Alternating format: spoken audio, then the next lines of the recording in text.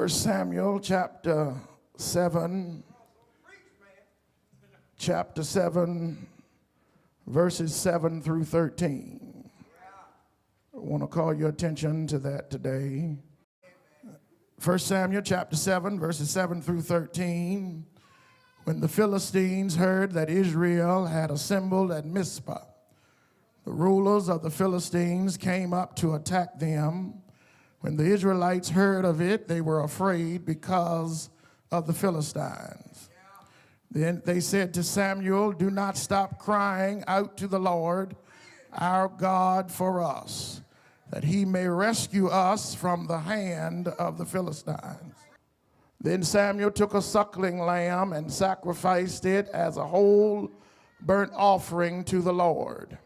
He cried out to the Lord on Israel's behalf, and the Lord answered him.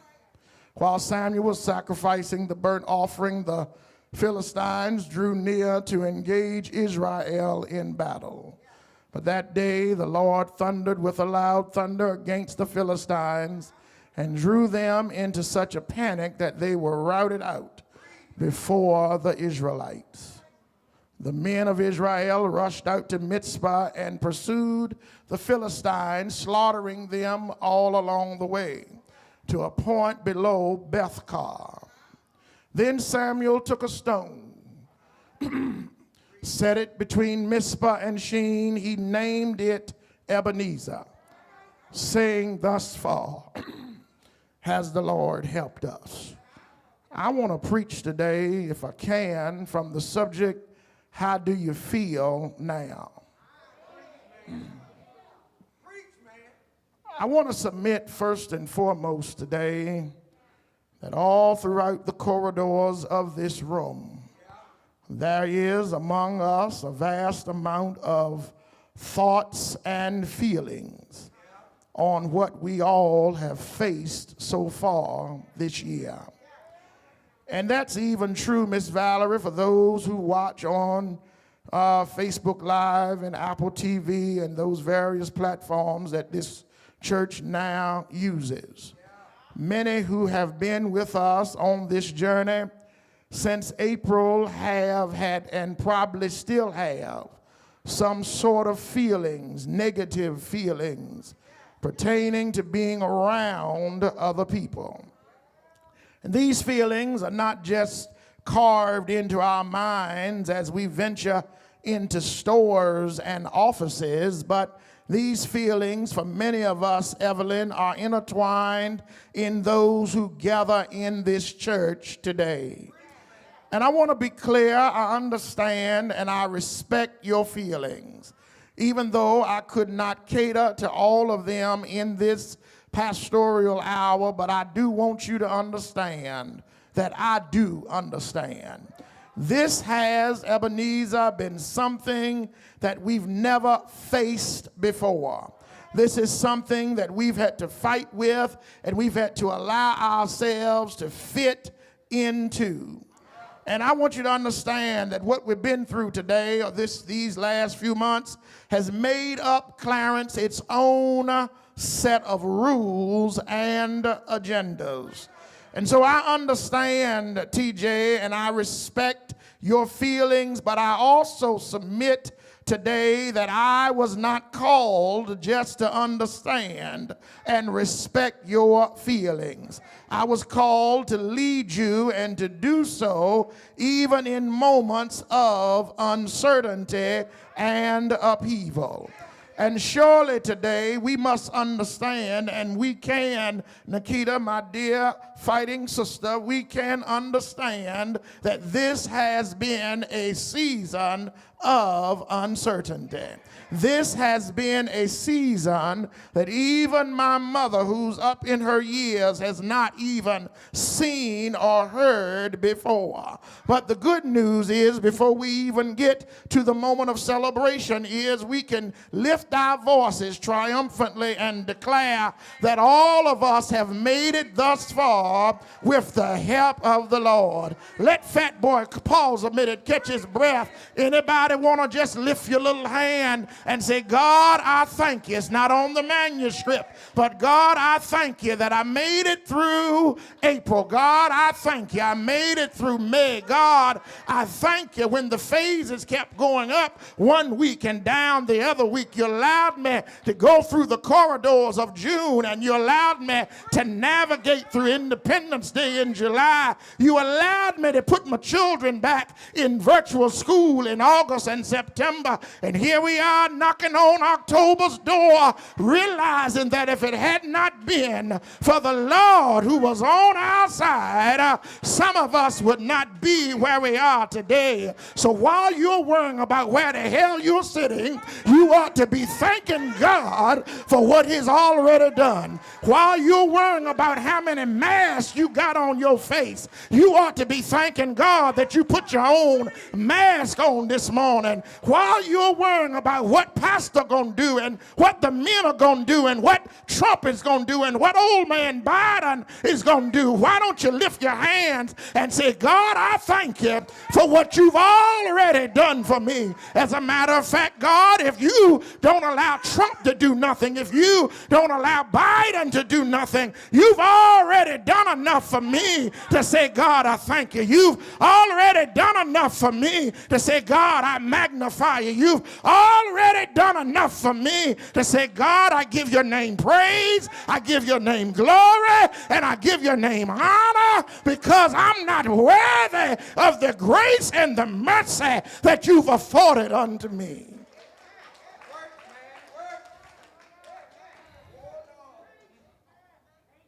I want to look at this pericope, if you will, and I want to talk about how we feel today, because after having been through all that we've been through as a society, as a culture, because right while coronavirus was giving us a fit, policemen were giving us a fit. Right while the policemen were giving us a fit, our whole political system was becoming a sham. And so not only have we had to deal and ride through the corona pandemic, but we've had to ride through whether our black boys and black girls were going to make it home from Saturday night to Sunday morning, whether our daughters and sons who lived away were going to have a no-knock warrant described unto them for whatever reason, and they lay dead in a corpse. So before we get upset about a whole lot of crazy stuff, we ought to talk about how we really feel. The Bible says that Israel had assembled at Mizpah, at a place and a time of prayer and fasting, because the Bible says they had sinned against God. And it was at this time that the Philistines came up to attack them. Look at it, Dominique, getting ready to call you Jasmine. Look at it, if you will.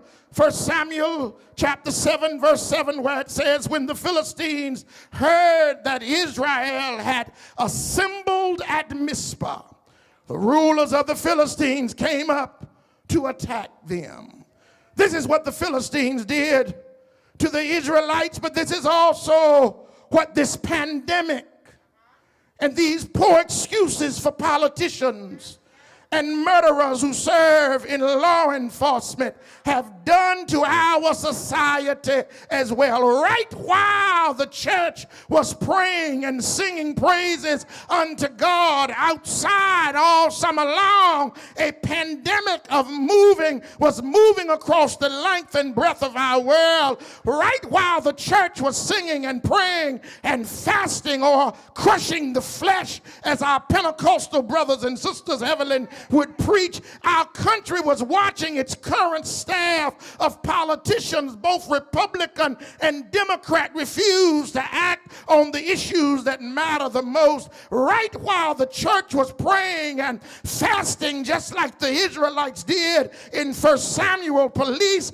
were still murdering black men and arresting white people with no hurt, harm, or danger. Right while the church, y'all ain't saying nothing, right while the church was praying and fasting and confessing their sins, America was being infiltrated by a country named Russia, and nobody wanted to discuss it. And so when we talk about how we are feeling now, we can't help but talk about what we've already been through.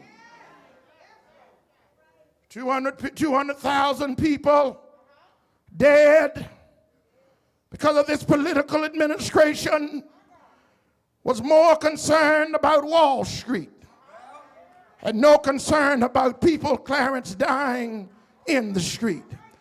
And yes, we've had our share, preach boy, we've had our share of Samuels. 1 Samuel chapter 7 verse 8 pins the request of the Israelites to their leader Samuel during this challenging time.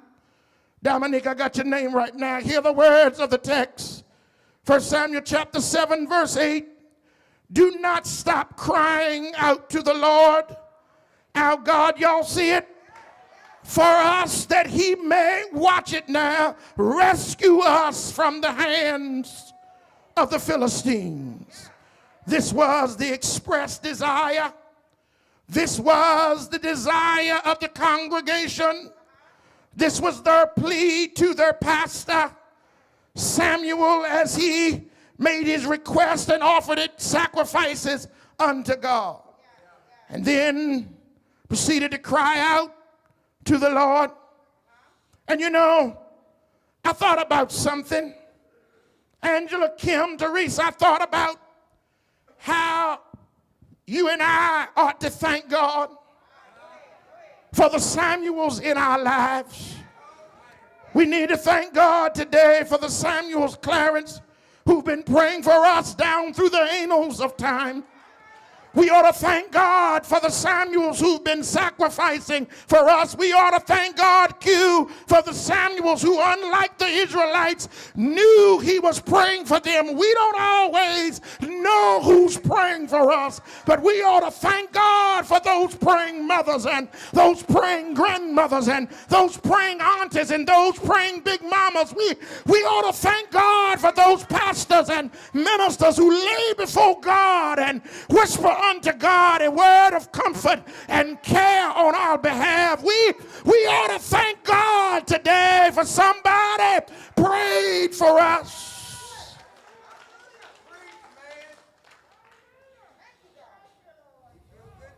We ought to thank God today for every Samuel. Jake, can I call the roll for every Samuel that prayed the corona pat away from you?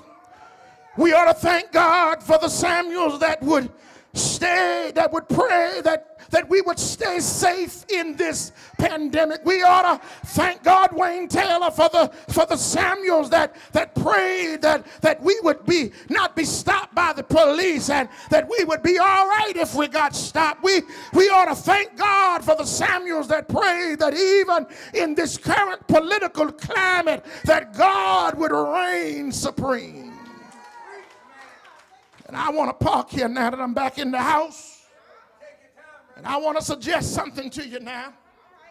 I didn't spend a lot of time on it outside, Nikita, because it was hot out there. But I want to suggest to you today, get your hips out of your house and go vote.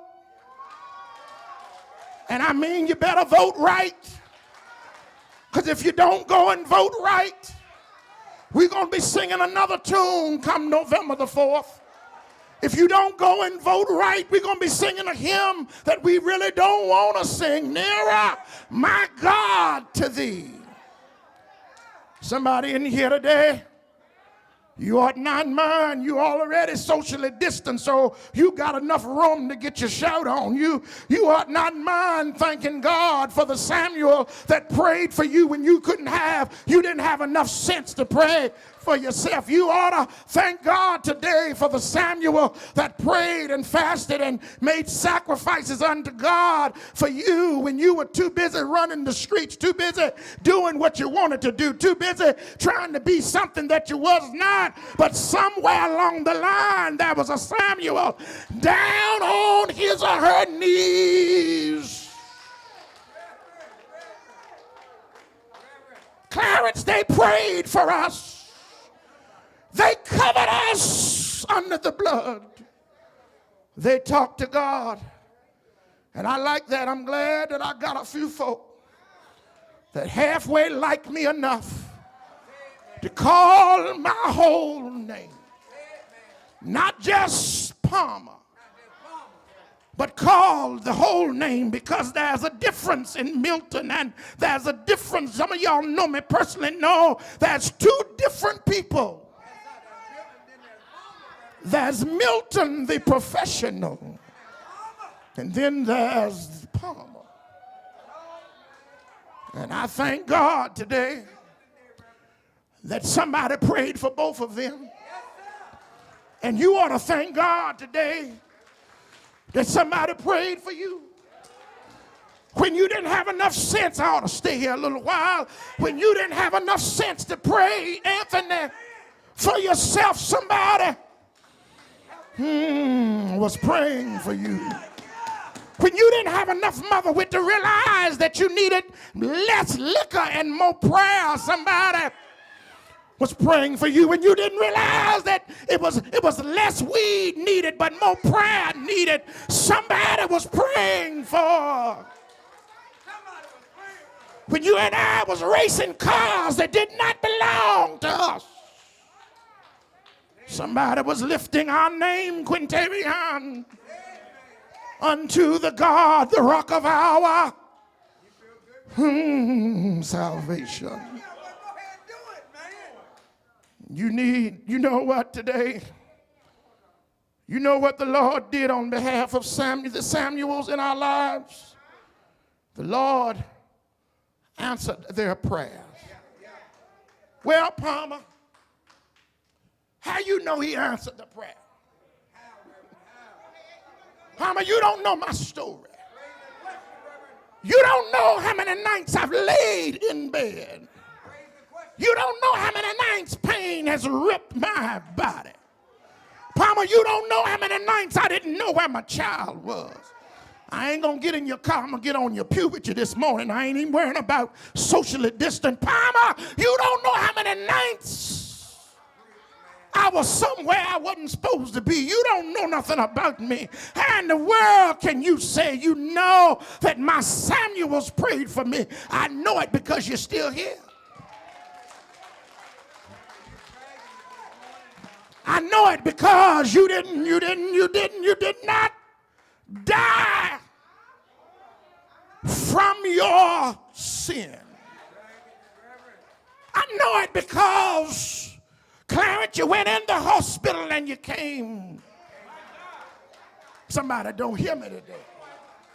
You snorted something you wasn't supposed to snort. And it took out the neighbor next to you who snorted it, but you're still here. You went in places and did things you wasn't supposed to do. Somebody else did it and they died from it, but you, the Lord allowed you to remain and give a testimony that God is able to take care of you. Don't tell me I don't know. The very fact that you're sitting here now, the very fact, Anthony, that you saw my Lakers win last night, the very fact that we're going to the big dance come Wednesday night, the very fact that we were able to see it or at least hear about it, and nobody's putting flowers on our grave, signifies to me that there has been a Samuel tiptoeing around our life. And you know, I thank God today. 1 Samuel chapter 7 verse 9 in the latter portion, Word of God says he cried out to the Lord on Israel's behalf. And the Lord answered him. Sometimes, Violet, I don't answer my phone. Some of y'all done called me and you know I'm telling the truth. Sometimes I look at him and I say, oh no. And he listens, Barbara, to what you have to say, and he may not answer at that particular moment. But after a while, by and by, somebody ought to help me here.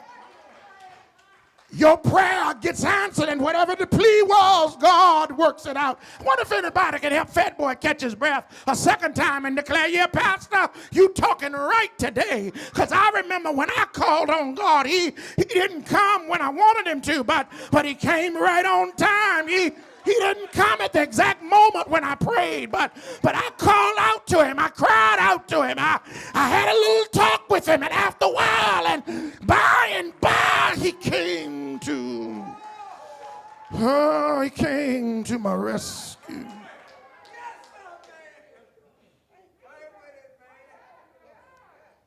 Anybody ever seen God answer your prayer? Come on, don't fool me now. I know I promised you get out of here, but we gotta enjoy and seize this historical moment. Anybody ever seen God? Anybody, let me say it this way, James Lewis, maybe they'll catch it. Any father ever prayed for his child?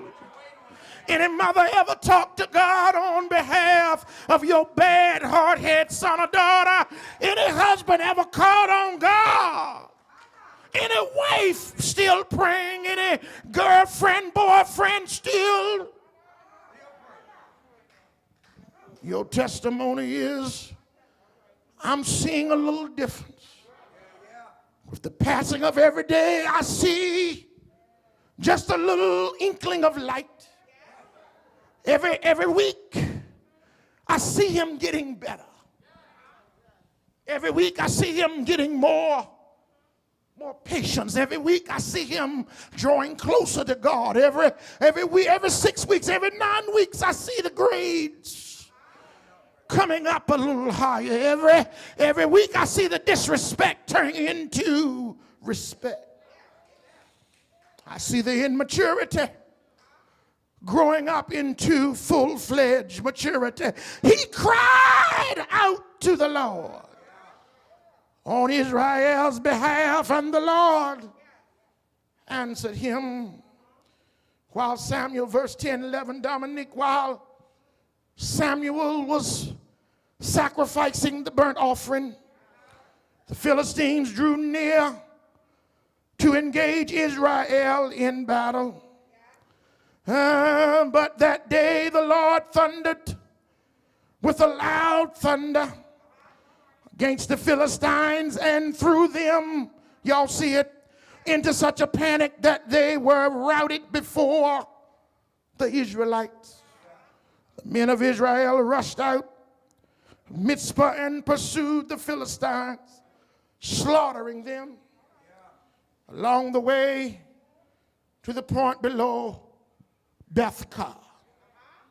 Because of the prayers of Samuel, and because of the people's willingness to confess their sin, I promise you, get out next Sunday a little early, sin of God, they got the victory. And I need somebody to know today that you and I can get the victory. I need somebody to know today that you and I can have the victory over all that we face. Matter of fact, that's some of y'all's testimony. While others were failing, you were getting the victory. All that you've had to endure, you've endured it well. All that you've had to go through. Some people, if I'd give you the microphone, some people would die just at hearing what you've been through. Same way God allowed the Philistines to be thrown into such a panic, he will also throw the Philistines in our life into a panic as well, thusly giving us the victory over them. And you know, I'm learning as I get closer to 45, I'm learning how to get victory over my enemies. I'm learning that sometimes you just got to ignore ignorance. Am I talking right to anybody? Sometimes you just got to learn how to not even answer some things. I reference back to the telephone. That's why I don't answer it all the time, because sometimes I know what the phone call is about. He'll throw our enemies into a fit. He'll throw our situations into a fit, thusly giving us what we need. And so, yeah, we've been made to feel a whole lot of stuff during this year thus far with all that's transpired. We've been made to feel a lot of pain. We have been made, as I said, some Wednesday night, been made to feel some fear, some anger, some rage, and for some even some hate. But on this day as we sit under these bright lights, on this day as we sit socially distant to a darn good crowd in here, on this day as we put on our good Sunday go to meeting clothes and retired our Black Lives Matter t-shirts just for a little while, it ought not be so much pain now. Do I have a witness here? It ought not be in this room today any anger. It ought not be any frustration, because when you look around at how good God has been, when you look around at how good the Lord has been to us right in these four walls here, somebody's soul ought to be rejoicing. We ought to be grateful. We ought to feel grateful unto God for how good He's been. This is the expression that Samuel had in verse 12, and I'm going to cut you loose. Look at it as we hasten to the runway. 1 Samuel chapter 7, verse 12. After the Israelites had survived 6 months of outside worship, after the Israelites had watched their children remain safe. Q, don't do this here. Don't take it out of the context, but I got to do it today just to prove a point. After the Israelites had remained safe from the remnant of law enforcement, it only took an oath to protect and serve some in word but not in deed. After the Israelites had protested and proclaimed that all lives matter, but they cannot, and I repeat, cannot matter until black lives begin to matter to those people who they've never mattered to. After the Israelites had weathered nearly 7 months of a pandemic, after the Israelites had destroyed the Philistines, David memorialized the moment by taking a stone and sitting it upon Mizpah and Sheen. He named it Ebenezer, saying, thus far has the Lord helped us. And that's where, Dominique, I think we're going to leave them this time. I know how you ought to feel now. Evelyn, I think I know now how we ought to feel. Y'all don't mind if I talk on your behalf? I know how you ought to feel. I can't say you feel like it, but I think I know how you ought to feel. You ought to feel good. Why? Because the Lord has helped you. What you're saying, Palmer, what I'm saying is you ought to feel grateful. Why? Because the Lord has helped us. Ebenezer, that's your name, ain't it? You ought to feel excited. Why? Because the Lord has helped you. Ebenezer, you ought to feel thankful. Why? Because the Lord has helped you. Ebenezer, you ought to feel richer. Why? Because the Lord has helped you. Ebenezer, you ought to feel better. Why?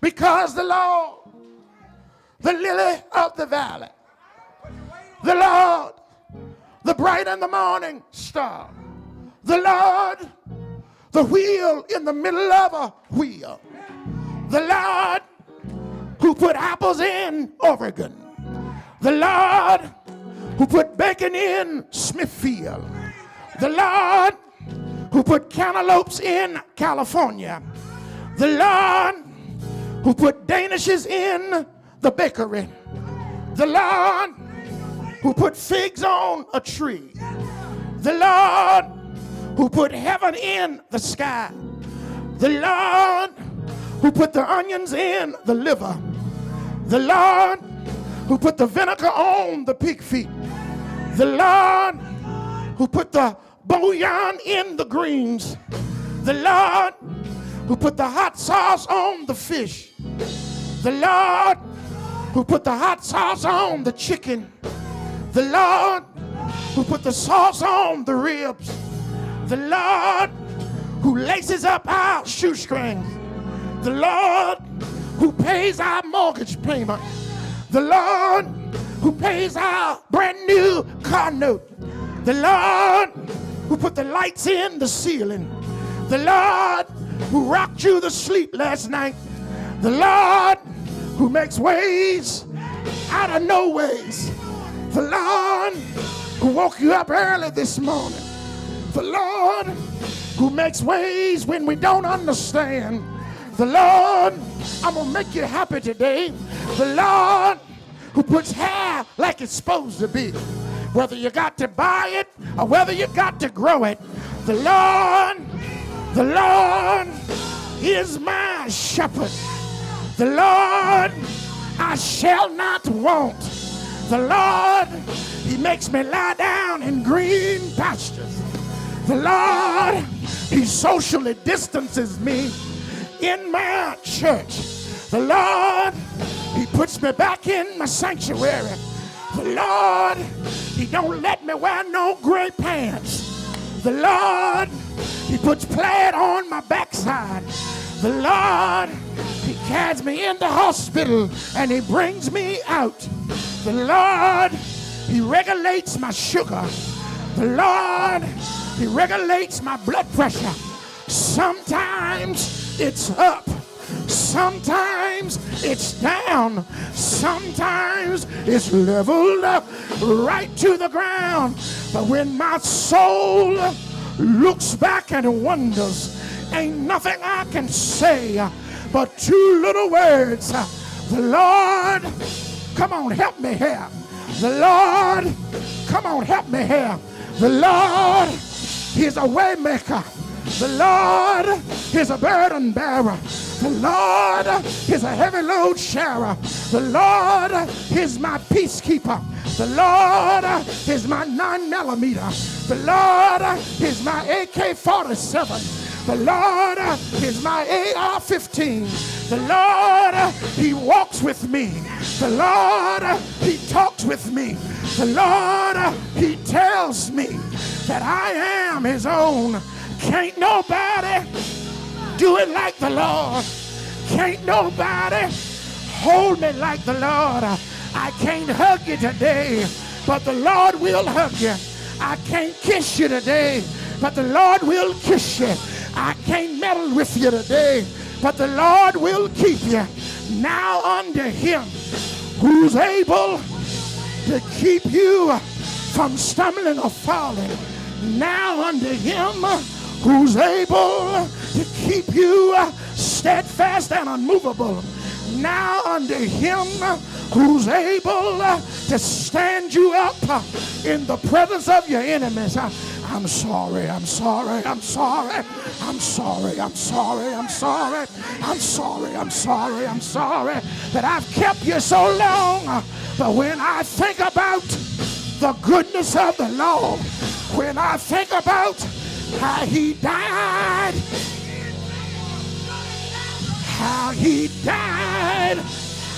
on a Friday afternoon, when I think about how the Lord, they stretched him wide, they nailed his hands, they toe-nailed his feet, and I heard somebody declare, he died from the 6th to the 9th hour.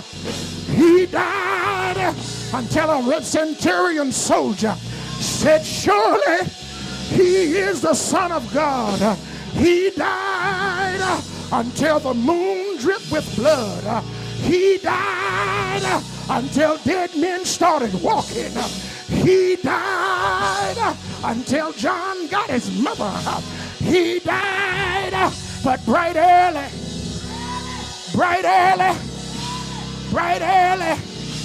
Ebenezer, bright early, thus far the Lord has kept us. He got up. I said he got up.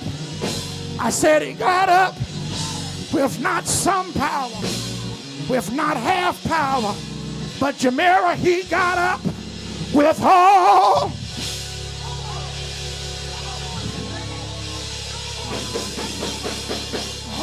power, all power, not Tide power, not Downy power, not that cheap Dollar General powder, but all power. What can wash away my sins? Nothing but the blood of Jesus. What can make me whole again?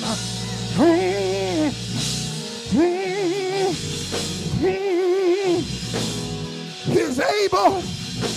He's able. He's able. I gotta leave you alone. I got 3 nights to preach for Jeff.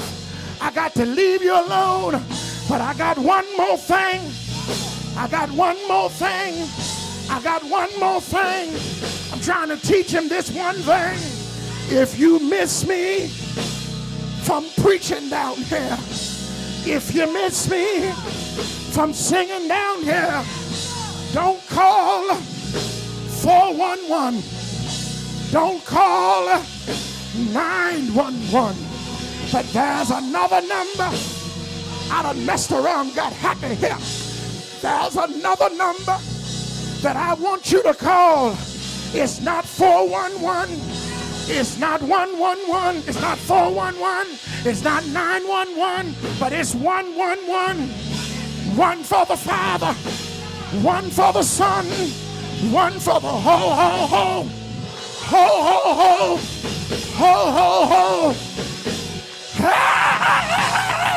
Yeah.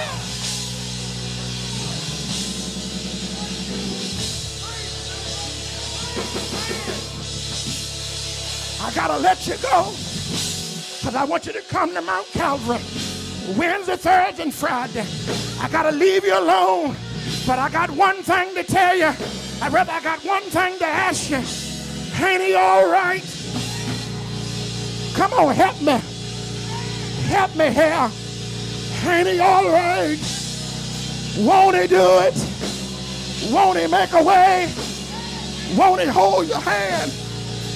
Won't he? Won't he? Won't he? Won't he? Won't he? Won't he? Won't he? Won't he? Won't he? Jesus is on the main line.